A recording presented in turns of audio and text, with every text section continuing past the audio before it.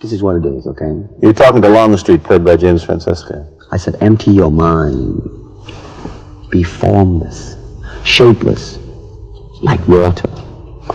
Now you put water into a cup, it becomes the cup. You put water into a bottle, it becomes the bottle. You put it in a teapot, it becomes the teapot. Now water can flow, or it can crash. Be water, my friend. Like that, is it? Oh, I see. I get the idea. I get the... Most people who fail at becoming who they want to be don't fail because they lack vision. They fail because they never learned the difference between believing something and inhabiting it. There is a state that goes beyond motivation, beyond affirmation, beyond wanting. It's a state where the future version of you stops being a goal and starts being the only identity you recognize as real. Very few people in history understood how to reach that state. Even fewer had the discipline to hold it without breaking. One of them wrote it all down, not in a book meant for the world, but in private notes, personal letters, and training journals that were never supposed to be read by anyone else. His name was Bruce Lee. In January 1969, Bruce Lee was 28 years old and largely unknown outside a small circle of martial artists and a modest television role. Hollywood had no category for him. He was Asian in an industry that had never placed an Asian man at the center of a story. That year, he sat down and wrote a letter to himself. Not to a producer, not to a casting director, to himself. The letter was precise. It stated that by 1980, he would be the best-known Oriental movie star in the world and would have accumulated $10 million. It described in specific terms the kind of roles he intended to play, the influence he intended to carry, and the person, the exact person, he had decided he already was. He titled it, My Definite Chief Aim. What made this document unusual wasn't the ambition. Ambitious people write goals every day and abandon them. What made it unusual was the absence of doubt in its language. Lee didn't write, I want or I hope. He wrote, I will. He wrote, I am. But here is what most people miss when they hear this story. That letter was not an isolated act of wishful thinking. It was the visible surface of a system, a deeply structured daily architecture of behavior that made the identity in that letter impossible to ignore, including by Lee himself. He trained for hours every day with a precision that went far beyond athletic preparation. He studied philosophy, Eastern and Western, with the same intensity he brought to combat. He kept detailed journals tracking his physical development, his mental state, his reading. The vision wasn't something he hoped for. It was something he reported to every single morning. You've probably set a vision before. You've probably had a moment, a clear one, where you could see exactly who you were supposed to become. Maybe you wrote it down. Maybe you said it out loud. And for a few hours or a few days, you felt different. You moved differently. You made decisions from a place that felt larger than your current circumstances. And then something happened. Life continued at its usual pace. The distance between where you were and where you'd imagined yourself to be became visible again. The feeling faded. And slowly, almost without noticing, you returned to operating from the identity you already had. The familiar one, the comfortable one, the one built from everything that came before the vision. This isn't weakness, it's mechanics. The mind doesn't hold a new identity through intention alone. Intention is a beginning, but an assumed identity, a truly inhabited one, requires something that intention cannot provide on its own. It requires a system that keeps returning you to the person you've decided to be, even when emotion doesn't cooperate. Especially then.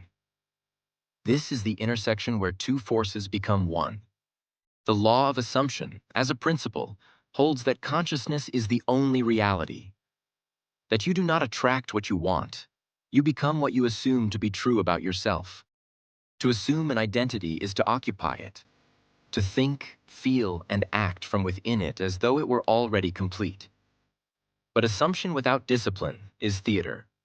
You perform the identity when it's convenient and abandon it when it costs something.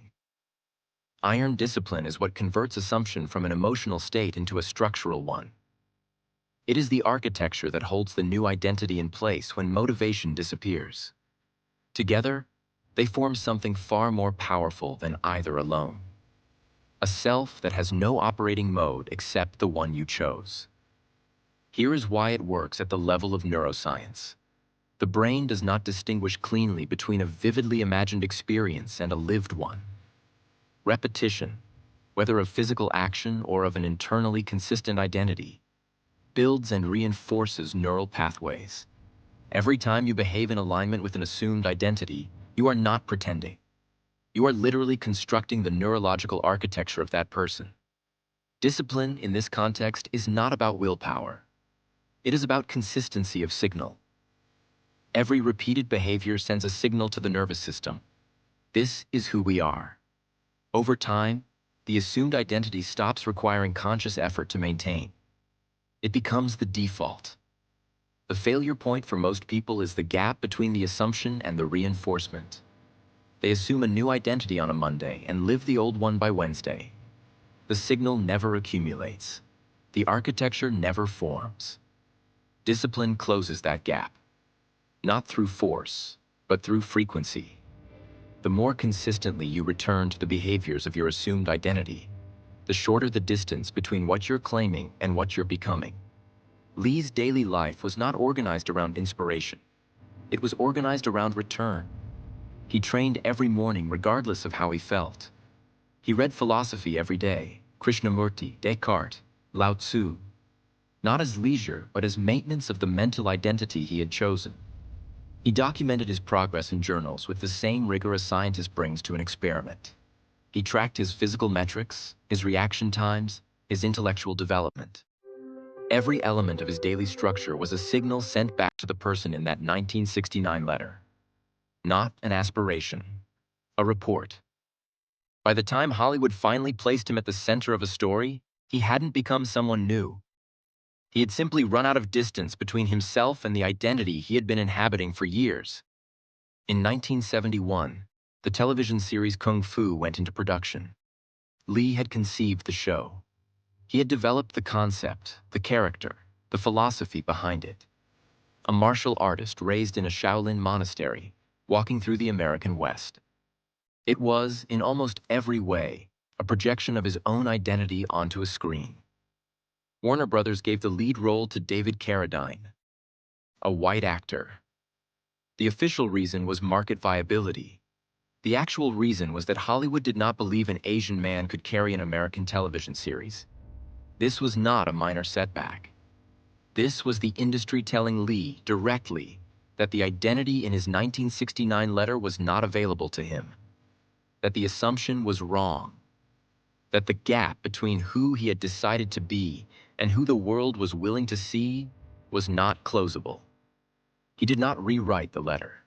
He went to Hong Kong, made the big boss, and returned to Hollywood on his own terms 18 months later. Not as someone who had been given an opportunity, but as someone the industry could no longer afford to ignore. The discipline held when the assumption was most under threat. That is the only moment that ever matters. In 1967, 2 years before he wrote that letter, Lee did something that confused almost everyone around him.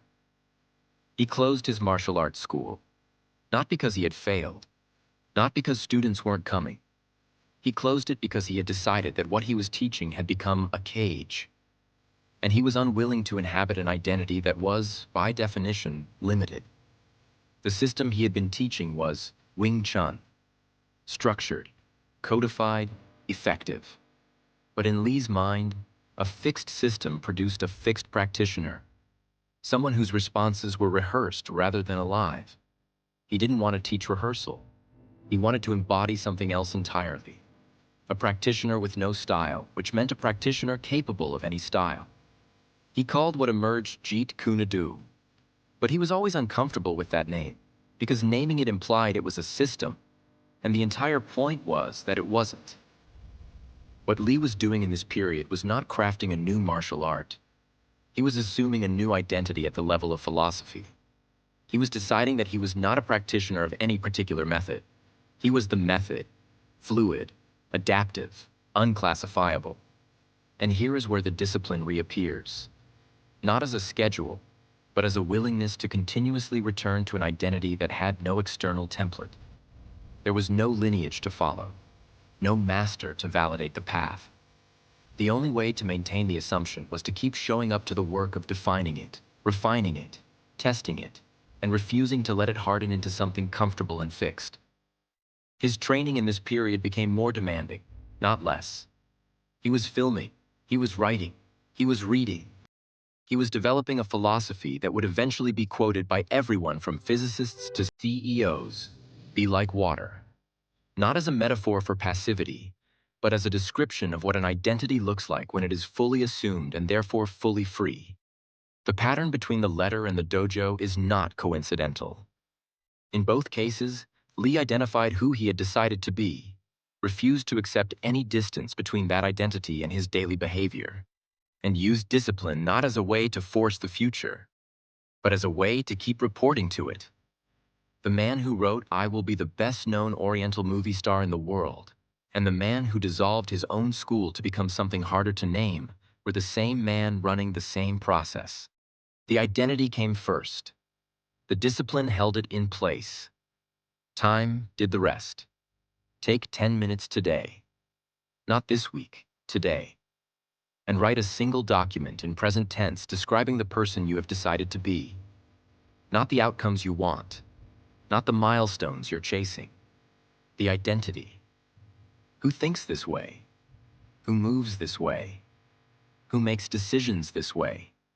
Use I am and I do. Never I want or I will try. The language is not incidental. It is the signal. Lee's letter worked not because he was optimistic, but because he used the grammar of someone reporting a fact, not requesting a favor.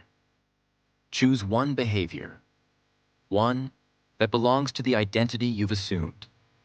One that you perform every day regardless of mood, schedule, or result. It doesn't need to be large. It needs to be consistent. This is your daily signal to your nervous system that the identity is real. Lee trained every morning. Not because every session produced a breakthrough, because every session was a dispatch back to the person in the letter. Your behavior is not preparation for the identity. It is the identity expressed. The failure of most assumed identities happens in the delay. You assume the identity on a good day and defer the behavior to a future version of yourself who will somehow be more ready. There is no future version. The assumption only holds if the behavior follows today, not at a better time, not when circumstances improve. The gap between claim and conduct is exactly where the old identity re-enters. Close it now. Whatever the smallest possible action is that belongs to the person you've decided to be, take it before this day ends. If you want to go deeper into everything we covered today, one book changed the way I understand discipline and identity completely. Striking Thoughts by Bruce Lee. It's not a training manual. It's the private architecture of a mind that refused to operate at less than its full assumption. I'll leave the link in the description. The vision was never the hard part. Millions of people have had the vision. What separated Bruce Lee was not what he imagined. It was that he never gave his daily behavior permission to contradict it.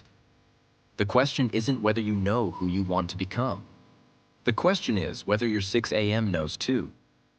If this is the kind of content that makes you think differently, subscribe and hit the like button. It's the simplest way to help this channel grow and reach people who need to hear this. What identity are you assuming starting today? And what's the one daily behavior that will make it impossible to forget?